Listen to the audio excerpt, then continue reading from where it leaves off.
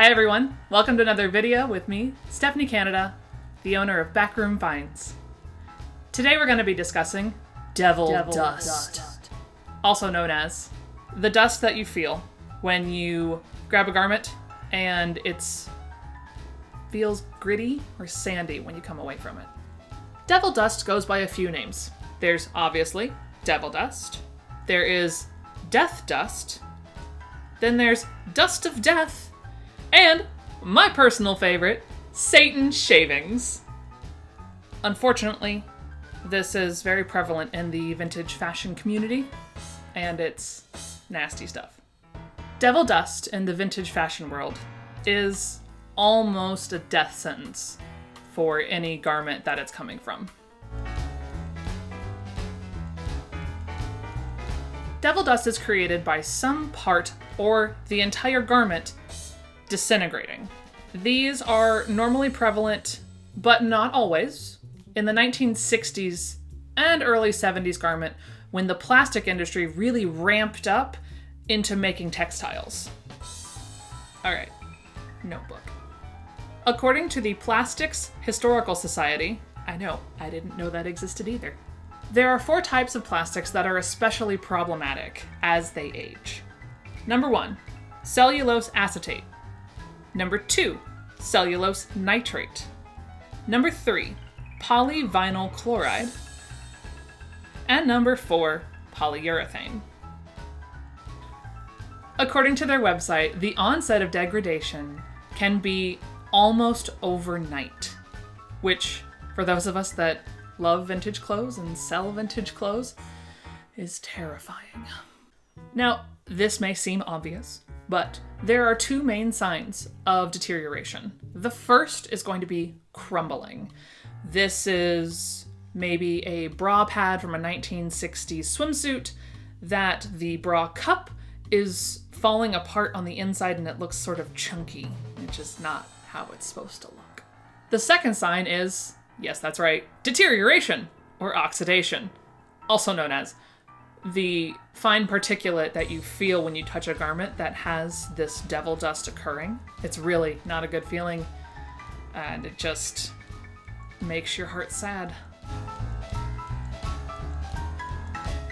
Story time with Stephanie. I went on a pick in a Floridian, unair-conditioned garage, where I climbed to the loft of the garage, where they had opted to store fragile fabrics, patterns, purses, all from, oh man, what did I find? It was like the 1890s all the way to nowadays. It was disgusting. There was dry rot everywhere. The ceiling height, and by ceiling I mean the giant bars that about took me out repeatedly, were about 4.5 feet that I had to crawl around in. Yeah, it was good. And unfortunately, for this lovely garment, here is this beautiful 1950s, early 60s wedding gown. Cute little bow, beautiful waist, gorgeous skirt, all made out of lace. Don't worry, the brown recluses were already dead on the inside. Yeah, I'm not kidding. So, Stephanie, being the fixer-upper. Yeah, I bought it. 3 washes, some rusted buttons, and pounds of dust off of this thing later. I did get it back to being white, but I can't save it. So, unfortunately, I haven't fully committed to getting rid of it yet. It's just kind of sitting lonely in the closet over there, because, oh, don't worry, it's away from everything else. It's not touching anything. I don't want it to destroy any of the other pieces in there, because that's also the main storage for my vintage garments, so the idea of that transferring is terrifying. So we all find it when we are vintage dealers, and it just depends on how you deal with it. As I delved into the internet, I discovered some ways that people combat this devil dust. The first, and shockingly most prevalent option, was to use a vacuum and vacuum that puppy. I'm assuming that this is primarily for the options that are bra cups that are disintegrating, that are underneath a lining, or maybe it's just stitching, or maybe it's just something along the bottom. Because that absolutely would suck out any of the problematic materials without harming your health. The primary concern is that because this is plastic that is breaking down, it actually can be toxic if you breathe it in. Just really be careful if you have one of these garments. The second option I found was not one I would recommend, but I'm just gonna let you know anyway. It's tossing the entire garment into the dryer. Now, if you do this, please remember that that means that that plasticky dust is going to live in your dryer forever. It's gonna be in there for a long time, and I wouldn't really advise that. It's just not a good way to deal with it. It's just not. All right, the third way that people found to deal with this was taking it to a dry cleaner. That comes in two folds. Number one, if the dry cleaner realizes that your garment is deteriorating, there is a good chance that they will not take it because of the fact that it's deteriorating. And the second reason they won't take it is because they also toss your garments in dryers, and they don't want that devil dust in their dryers either. Maybe you have a dedicated dryer that you can tumble dry this bad boy in and it's just covered in devil dust. Don't even want to think about that. And then you take it? Maybe. Because some people have been able to get rid of the devil dust on their own and then take it to a dry cleaner to properly clean it out. And the fourth option, which was also, again, questionable as to whether or not it will work, is hanging it in a strong wind. I don't know about you, but I live in a community in Florida where there is an HOA.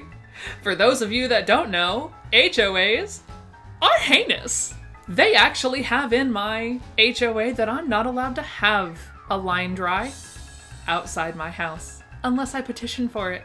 Needless to say. That's also not always an option for everybody. Now, if you are lucky enough to have one of the houses that does have a clothesline outside, you can give it a try. But again, this is one of those things that people were varying as to whether or not it actually worked. Now, all the resources and blogs that I've used today, I'm going to make sure to link down below so that you can also participate and go read if you want more information. Plus, there are a couple lovely bloggers that have lots more information that I feel like you guys could use. So go ahead and check them out. So what should you do if you find devil dust? Get it away from the rest of your clothes. Alright folks, I hope you enjoyed this video.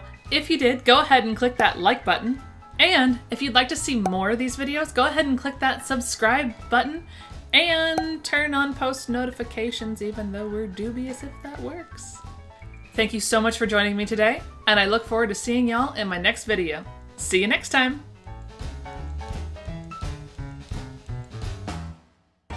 Good afternoon, folks. Nope, it's not going to be afternoon when you watch this. Hi everyone! Welcome to another video with me, Stephanie Canada. Canada? Can I say my own name? This lipstick today is a pain in the butt. Alright folks, I hope you enjoyed this video. Nope. Flow, it's all about flow. And I don't mean that time of the month.